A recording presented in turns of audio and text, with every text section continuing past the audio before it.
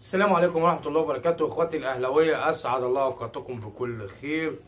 يسعدني ان اكون معكم في حلقة هنتكلم فيها عن استعداد كولر لمباراة الاهلي والزمالك.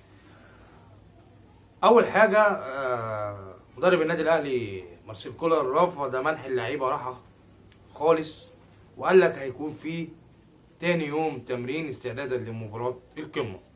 الجهاز الفني للنادي الاهلي فضل اللجوء للتشكيل للشكل الاعتيادي في التعامل مع مباراة الزمالك بالدخول لمعسكر واحد، يعني هيخليها معسكر لمدة يوم واحد فقط مش كذا يوم.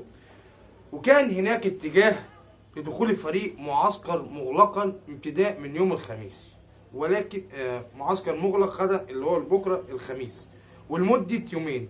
لكن مران اليوم مفيش حد قال للعيبه حاجه او قال لهم انتوا هتخشوا من بكره معسكر ولا لا، ولا الكلام ده. فهو هيبقى يوم واحد بس اللي هو ايه، يوم ابتداء من يوم الجمعه.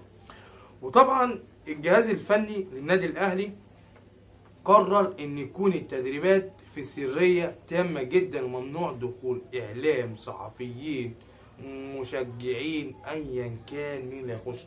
وبالاضافه لكده مارسيل كولر قال لك احنا هنغطي الملعب التتش بالستاير الحديديه المعدنيه اللي موجوده في ملعب التتش. وطبعا كلنا عارفين هيغيب عن النادي الاهلي في المباراه دي كل من ياسر ابراهيم وحمدي فتحي ومحمد عبد المنعم للاصابه، دولت خلاص مفيش لعب يعني، تمام. بالاضافه لاكرم وكريم فؤاد، وبالاضافه لمحمود متولي وحصوله على الانذار الثالث. الظلم، وبقول الظلم ان الراجل ده اتظلم فيه. وطبعا شارك النهارده في المران طاهر محمد طاهر اللي بنقول له الحمد لله على السلامه يا لعيب يا جميل، يا اللي ياما عقدتنا اول لما جيت، بس الحمد لله ابتديت ترجع وابتديت تفوق وابتديت، هو ده طاهر اللي احنا عايزينه.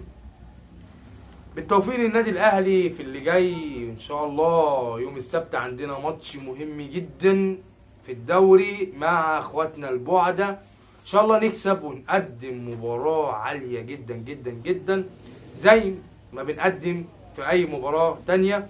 وبالتوفيق للاعيبة النادي الاهلي للمرة التانية بقولها، والتوفيق للجهاز الفني للنادي الاهلي. ان شاء الله هتقدموا لنا مباراة كويسة، وان شاء الله هنكسب البوابين، وان شاء الله هنبقى متصدرين القمة ومتصدرين الدوري العام بفارق 8 نقط على الاقل. واشوفكم على خير، والسلام عليكم ورحمة الله وبركاته.